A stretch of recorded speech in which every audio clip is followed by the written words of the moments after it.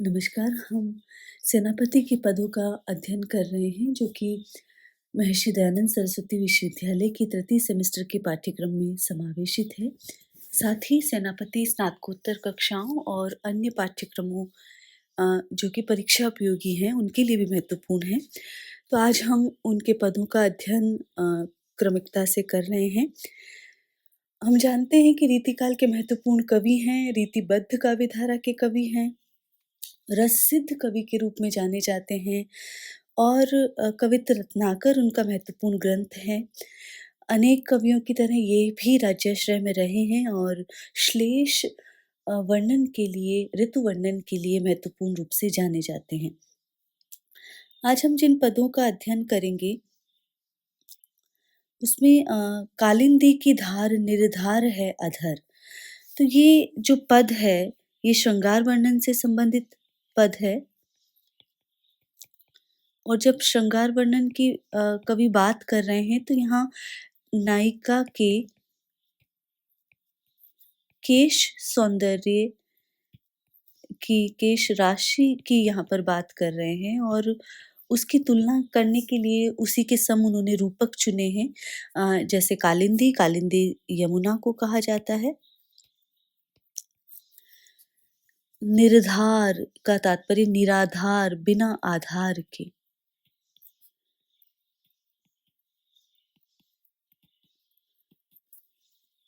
तो यहाँ कालिंदी की धार निर्धार हैं अधर, गन अली के धरत जा निकाय के न लेश है। निकाय का तात्पर्य सुंदरता। बार बार हम देख रहे हैं इस शब्द का प्रयोग। तो सेनापति यहाँ पर श्रृंगार वर्णन का ये पद है और नायिका के बालों की शोभा का वर्णन करते हुए कह रहे हैं कि वो अति सुंदर हैं, आकर्षक हैं और उसके काले बाल ऐसे लगते हैं कि मानो आकाश में अधर, आकाश में यमुना की धारा जो यमुना की धार जो है बिना किसी आधार के नीचे लटकती हुई सुशोभित हो रही है। कालिंदी की धार, यमुना की धारा आकाश में बिना किसी आधार के जिस प्रकार नीचे लटकती हुई सुशोभित होती है, उसी तरह नायिका के जो बाल हैं वो सुंदर लग रहे हैं। अली के धरत जा निकाय के न लेश है। अली कहते हैं भ्रमर, भौरे को।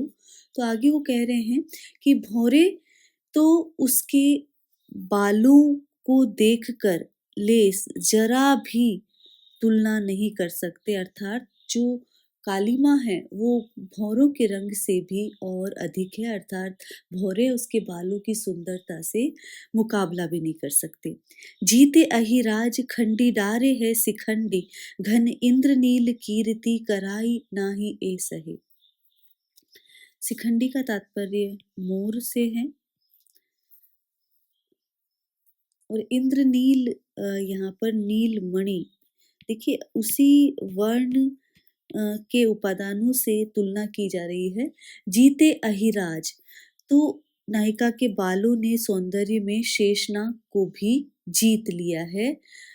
खंडिहार है शिखंडी, जो मोर की जो पूंछ होती है वो भी बैंगनी आभा लिए हुए होती है और सुंदरता से युक्त होती है। घन इंद्रनील और जो नीलमणि का कीर्ति, जो यश है, इन तीनों को ही जो शेषनाग है उसको, शिखंडी अर्थात मोर के जो पूंछ है उसके सौंदर्य को और नीलमणि की कीर्ति को भी हरा दिया है, कम कर दिया है। इन्होंने नहीं सहा है, नहीं सहा है और उससे भी आगे नायिका के बालों के सौंदर्य की कीर्ति है। एडिन लगत सेना हिये के हरिश कर, तो यहाँ पर एड़ी न लगत, उसके बाल इतने बड़े हैं जो एड़ियों को छूते हैं। तो एड़ियों को छूते लंबे लंबे बाल जो है नायिका के, वो देखत हरत रतिकंठ के कलेश हैं और रतिकंठ अर्थात कामदेव को भी हर लेते हैं और उसके मन का क्लेश जो है वो दूर कर देते हैं, उसके मन का जो दुख है वो दूर कर देते हैं। तो एड़ियों को छूते उसके लंबे बाल मन को हर्षित कर रहे हैं और उन्हें देखकर कामदेव के मन का दुख भी दूर हो जाता है, या दूसरा अर्थ है उन्हें देखकर कोई भी काम भावना से ग्रस्त हो जाता है। चीकने सघन अंधियारे ते अधिक कारे।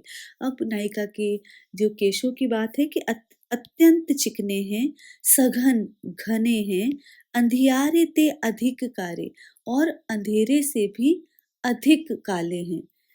लसत लछारे सटकारे तेरे केस हैं। सटकारे का तात्पर्य है सीधे। लसत लछारे, तो यहाँ पर कहना चाह रहे, लसत का तात्पर्य सुशोभित, तो नायिका के जो लंबे चिकने केश हैं, लच्छेदार जो केश हैं, जो सीधे हैं, वो चिकने बालों की लटें बहुत ही सुंदर प्रतीत हो रही है, बहुत ही मन को मनभावन लग रहे हैं। तो यहाँ पर कालिंदी की निर्धार है अधर गण। हम यहाँ पर उत्प्रेक्षा अलंकार, उपमा अलंकार और अनुप्रास अलंकारों का प्रयोग देख सकते हैं। कवित्व छंद है जैसा कि हम जानते हैं, और ब्रज भाषा का प्रयोग इस श्रृंगार वर्णन के पद में सेनापति ने किया है। अगला जो पद है वो राम कथा से संबद्ध है, और हम जानते हैं कि सेनापति राम भक्त भी रहे हैं। तो यहाँ पर राम का जो शारीरिक सौष्ठव है, एक तरह से शारीरिक सुषमा का जो वर्णन है वो यहाँ पर कर रहे हैं सेनापति, राम के शारीरिक सौष्ठव का। तो दीर्घ प्रचंड महापीन भुजंग दंड जुग, सुंदर विराजत फनिंद हूते अति है। दीर्घ प्रचंड, प्रचंड का तात्पर्य कठोर, दीर्घ का तात्पर्य विशाल, पीन भुज दंड जुग, पीन का तात्पर्य मोटे सबल जिसे कहते हैं। भुज दंड, तो यहाँ पर भुजाओं की बात हो रही है, और जुग का तात्पर्य दोनों, जुग दो चीजें, युगल को कहा जाता है जुग। तो यहाँ पर दीर्घ प्रचंड महापीन भुजंग डोर, तो कवि यहाँ पर कह रहे हैं, सेनापति यहाँ पर कह रहे हैं, राम की दोनों मजबूत जो भुजाएं हैं, जो विशाल है, जो कठोर हैं, वो शेषनाग से भी सुंदर विराजत फनिंद हूते अति है। फनिंद शेषनाग से भी अधिक सुंदर सुशोभित हो रही हैं। दीर्घ प्रचंड महापीन भुजदंड जुग, जो राम की दोनों भुजाएं हैं, जो विशाल और कठोर भुजाएं हैं, जो बलिष्ठ भुजाएं हैं, वो शेषनाग से भी अधिक हूते अति सुंदर विराजत हो रही हैं, सुंदर प्रतीत हो रही है। लोचन विशाल, जो नेत्र हैं उनके विशाल है। राजदीपति दीपति भाल, उनके नेत्र विशाल हैं, और उनका जो भाल है, उनका जो मस्तक है, वो किसी राज दीपक के समान, दूसरे दीपति का अर्थ है सुशोभित हो रहा है। तो यहाँ यमक अलंकार है। मूर्ति उदार को लजानो रतिपति है, और ये राम की जो सौम्य और उदार मूर्ति है वो रतिपति अर्थात कामदेव के सौंदर्य को भी लज्जित करने वाली है। तो उनके नेत्र विशाल हैं, और उनका मस्तक दैदीप्यमान है, दीप्त है, और उन्हें देखते ही लगते हैं वो राजकुल के हैं, राज परिवार के हैं। चापनी चढ़ाई बे कुचल्यो जुवराज राम, सेनापति मत गजराज कैसी गति है।